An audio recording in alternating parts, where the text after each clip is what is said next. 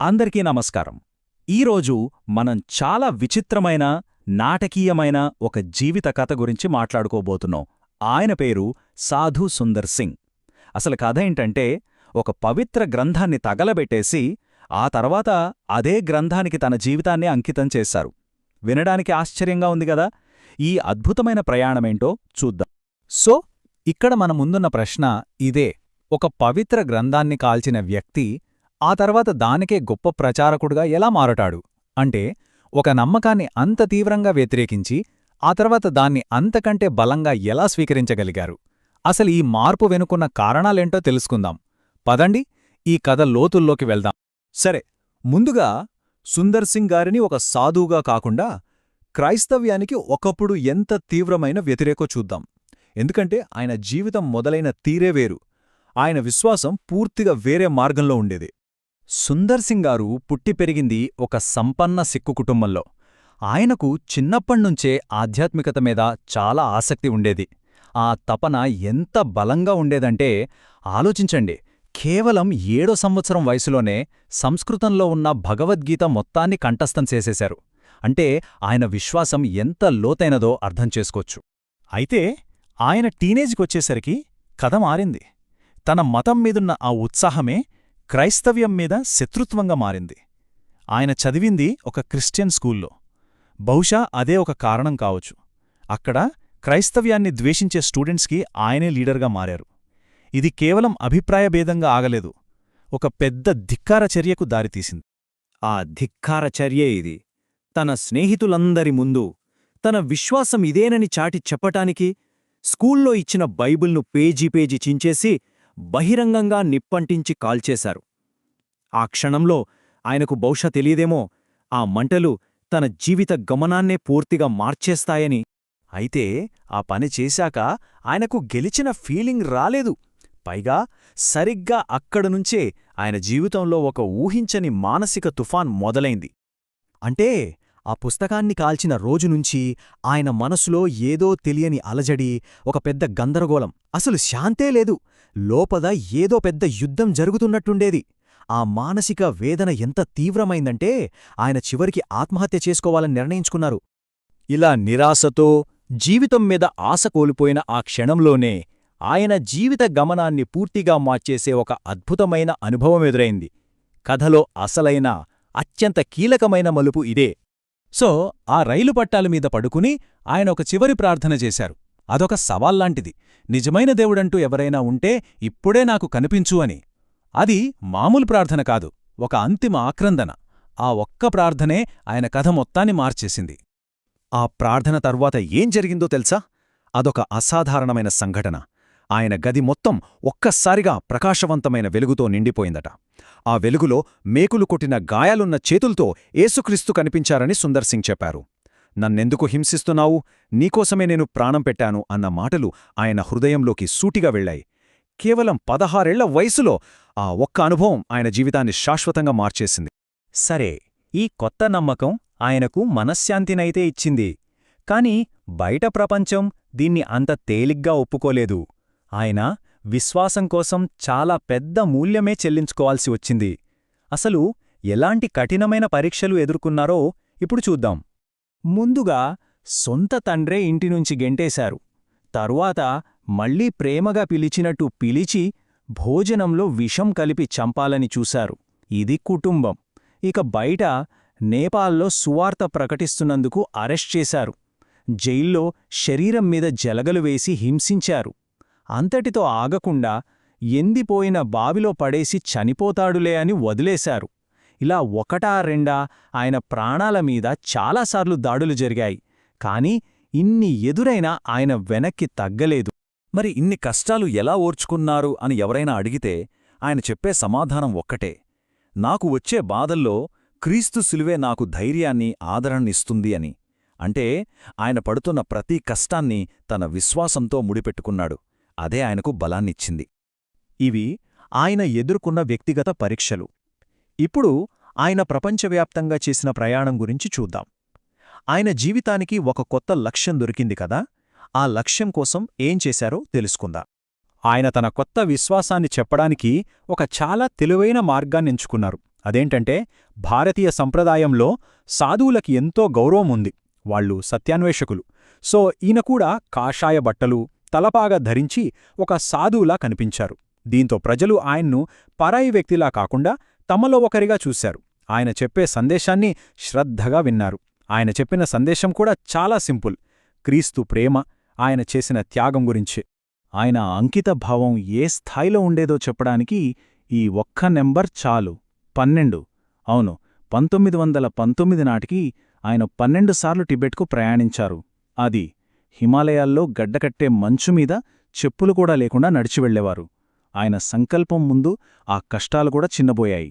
ఆయన ప్రయాణం కేవలం భారతదేశానికో, టిబెట్కో పరిమితం కాలేదు.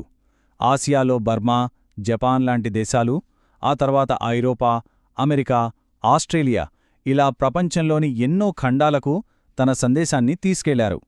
ఆయన ప్రభావం గ్లోబల్ స్థాయికి చేరింది. 1889లో పుట్టిన ఆయన కేవలం 14 ఏళ్లకే 1903లో క్రైస్తవంలోకి మారారు.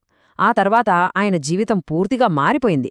చివరికి 1929లో హిమాలయాల్లో ఒక పెద్ద రహస్యంలా ముగిసింది. అయితే ఈ నిర్ణయానికి ఆయన చెల్లించిన మూల్యం చాలా చాలా పెద్దది. కుటుంబం ఆయన్ని వెలివేసింది. సొంత అన్నయ్యే భోజనంలో విషం పెట్టి చంపడానికి ప్రయత్నించాడు. అయినా సుందర్ సింగ్ వెనక్కి తగ్గలేదు. తన 16వ పుట్టినరోజున బాప్టిజం తీసుకుని సమాజం పట్టించుకోని కుష్ఠురోగుల సేవకే తన జీవితాన్ని అంకితం చేశారు. బాప్టిజం తర్వాత సుందర్ సింగ్ ఒక సరికొత్త దారిని ఎంచుకున్నారు. ఆయన కేవలం ఒక క్రైస్తవుడిగా మిగిలిపోలేదు. తన భారతీయ మూలాల్ని, క్రైస్తవ విశ్వాసాన్ని కలిపి ఒక కొత్త గుర్తింపును సృష్టించుకున్నారు. అదే క్రిస్టియన్ సాధువు. ఆయన తన ఆలోచనలను ఎట్ ది మాస్టర్స్ ఫీట్ లాంటి పుస్తకాల రూపంలో పంచుకున్నారు. ఆయన తన గుర్తింపును మాటల్లో కాదు, తన వేషధారణలో కూడా చూపించారు. భారతీయ సంస్కృతిలో ఆధ్యాత్మికతకు, త్యాగానికి ప్రతీక అయిన కాషాయ వస్త్రాలను ధరించడం మొదలుపెట్టారు. ఇది ఆ రోజుల్లో ఒక విప్లవాత్మకమైన చర్య అనే చెప్పాలి. ఆయన మాటల్లోనే తన జీవిత లక్ష్యం ఏంటో చాలా స్పష్టంగా తెలుస్తుంది. ఆయనకు ఇల్లు లేదు, ఆస్తి లేదు. ప్రజల మధ్య తిరుగుతూ, వాళ్ల కష్టాల్లో పాలు పంచుకుంటూ, ఎవరు ఆశ్రయమిస్తే వాళ్లతో భోజనం చేస్తూ, ఇలా క్రీస్తు ప్రేమను పంచడమే తన మార్గంగా ఎంచుకున్నారు. ఆయన నిబద్ధత చూసి ప్రజలు ఆయనకొక పేరు పెట్టారు. అదే రక్తమోడుతున్న పాదాల అపోస్తలుడు. ఎందుకంటే మంచుతో కప్పబడిన హిమాలయాల్లో, కఠినమైన టిబెట్ కొండల్లో ఆయన చెప్పులు లేకుండా నడిచేవారు. ఆయన పాదాలకు గాయాలైనా, రక్తం కారినా తన ప్రయాణాన్ని మాత్రం ఎప్పుడూ ఆపలేదు. ఇక ఆయన ప్రయాణాల్లో జరిగిన ఒక సంఘటన ఇప్పటికీ చరిత్రకారులకు, విశ్వాసులకు ఒక పెద్ద మిస్టరీ. ఇది ఆయన జీవితంలో అత్యంత ఆధ్యాత్మికమైన, అదే సమయంలో చాలా వివాదాస్పదమైన ఘట్టం. హిమాలయాల్లోని కైలాసపర్వతం దగ్గర ఆయనకు ఎదురైన అనుభవం ఏంటో ఇప్పుడు చూద్దాం. అది 1912. హిమాలయాల్లోని ఎత్తైన ప్రాంతాల్లో ప్రయాణిస్తూ ఆయన దారి తప్పిపోయారు. మంచు తుఫాన్లో చిక్కుకుని చలికి, ఆకలికి దాదాపు ప్రాణాలు కోల్పోయే స్థితికి వచ్చారు. సరిగ్గా అప్పుడే దూరంగా కైలాసపర్వతం మీద ఒక గుహలోంచి వెలుగు రావడం చూశారు. ఆ గుహ లోపల ఆయన చూసిన దృశ్యం అసలు నమ్మశక్యంగా లేదు. అక్కడొక వృద్ధ సన్యాసి తీవ్రమైన ధ్యానంలో ఉన్నారు. ఆయన్ని చూడగానే సుందర్ సింగ్కు అర్థమైంది ఆయన వయస్సు 400 ఏళ్లకు పైనే ఉంటుందని. ఆయనే కైలాసపర్వత మహర్షి. ఇక సుందర్ సింగ్తో ఆ మహర్షి చెప్పిన కథ మరింత ఆశ్చర్యపరిచింది.